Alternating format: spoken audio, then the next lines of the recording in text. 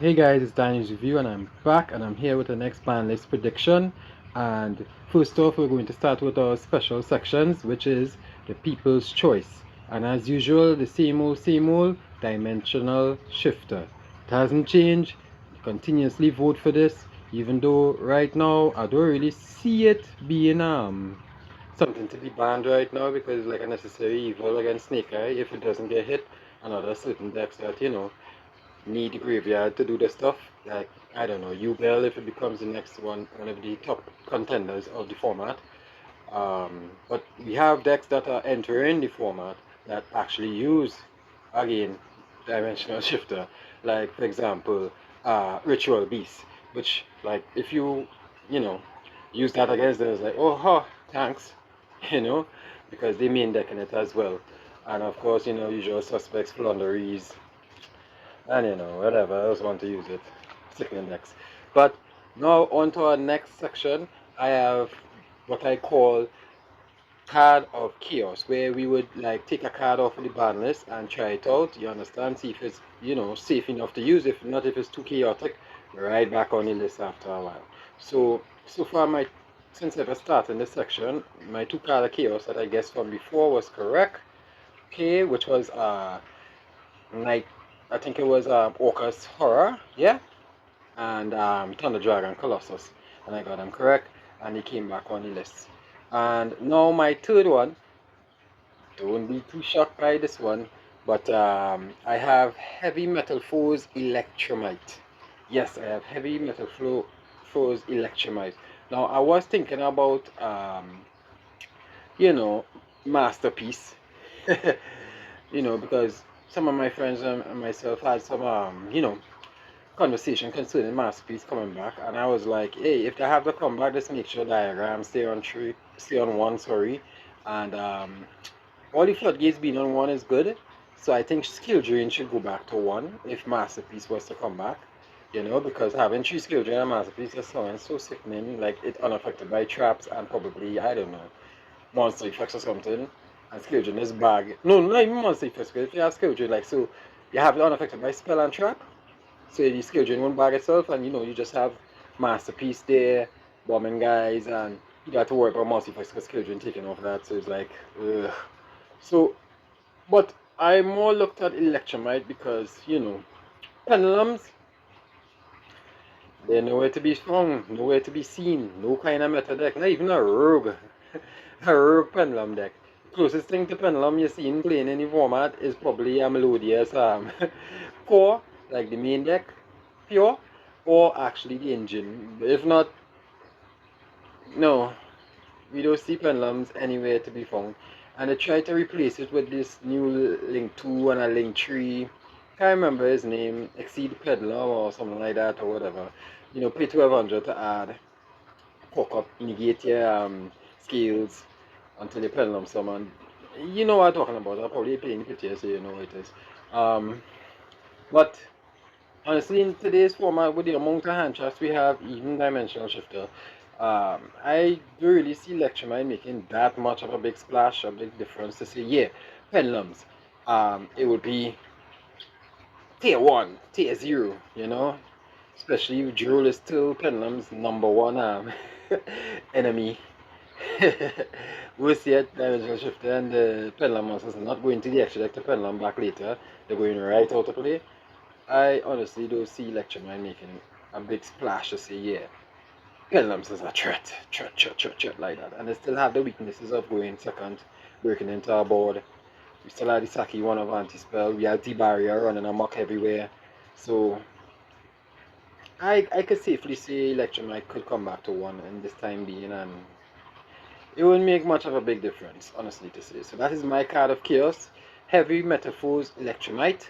Might be my first time to get it wrong, but that's my card of chaos. Okay, so on to the band section, the regular. Alright, so what I have on my band list for the band section is good old Albion, the Sanctifier Dragon. Yes, this guy can be targeted, bring back a monster from either graveyards, especially summon to the board fields. Number one suspect, Gimmick Puppet, from Branded. Gimmick Puppet lingering effects, can't play the game. Been in 2 finals, branded, even though I think one of them it did not win. But still being in finals and seeing the game in Puppet Lock is like, wow. Hopefully Konami don't keep on pushing a blind eye to this, and Sanctifier has been out a while, so I believe he can hit the ban list on the ban section and join all his other compadres. Next up, I have, this is a long ass name, Hot Red Dragon Archfiend King Calamity. Yes, Calamity. This guy, we didn't really pay attention to him too much. We mentioned him before, maybe most likely, yeah. And the deck that he was for, we say, okay, let's leave it for a while for that deck. And that deck hasn't even been making a difference. But now, and I think that deck was Centurions, yes. And it hasn't been really making a big splash in the meta. So the next deck that's most likely will make a splash with Calamity is White Woods mixed with some other engine I can't recall at the time being. But I think there's make a little White Woods Centurion kind of package, to do the thing and just splash out, spit out Calamity consistently. And along the way using this Synchro Monster to search a counter trap from this other deck that the Pendulum God does play when he not playing Pendulums. I can't remember the name of the card, but the deck, sorry. But I'll put in the, you see a picture of it and you know what it is. But having a counter trap, just like how they were doing before, this deck, and you can't respond, that's nasty, that's nasty. So I can see Mr. Calamity going on the ban list. Okay, so as for other lingering effects, so can't play the game, panic cards, because the Fiend Smith package is going to come out and Beatrice, Caesar going to be all over the place, rank 6 basically. People talking about comboing with Snake Eyes and other decks, good Fiend Smith deck, good Fiend, good stuff decks, Don't forget, we have a good old trap card called Ghost Meets Girl, a masterful Mayakashi Shiranui saga. Long ass name, wow. Good luck writing that in my deck list. But yeah, this card I believe should be banned. Because imagine if you already open your Snake Eye or your package or whatever, or wherever deck it's mixing with, and you make Beatrice and you send transaction over back. And this card, one on your turn, one on your opponent turns, because Beatrice is, quick effect. You lock out your opponent out of, summoning monsters, like that's very nasty. And if you didn't have the, the out for the Beatrice, or the Beatrice is next to friends that, say negate or wherever, or dodging wherever, helping to dodge whatever, getting locked by that and then they come back and OTK you, that's unfair. That's unfair. So that's one card I think that should be banned. I've seen 2 other ban list predictions and that card was not mentioned. Maybe it's not that important, maybe it'll be on the radar, nobody wants to study it, but I think that card should be banned. Okay. So as for the rest of the ban list, that is it. But I do have some honorable mentions. I have not forgot about Arch Nemesis Protoss. He has not been making a big splash, but he, if it's also nothing much, it is there, not really doing much. But we do have Ritual Beast, and they do have the option to use the rank 4 toolbox of Infernal Flame Banshee to go for Nemesis Flag, which gives you the option to make Thunder Dragon Colossus via Corridor, Nemesis Corridor, or just go straight into good old Arch Nemesis Protoss and lock you out of whatever you may be playing at the time being. You understand? It's a good option. Now, I would think they would leave it alone and let the deck have its toolbox options for this format, because Ritual Beast is a good deck. Don't get twisted, but with the amount of hand traps and so forth going on today, you never know. We have to see what you could do now. So I think they wouldn't really touch Protoss or Thunder Dragon Colossus or anything like that.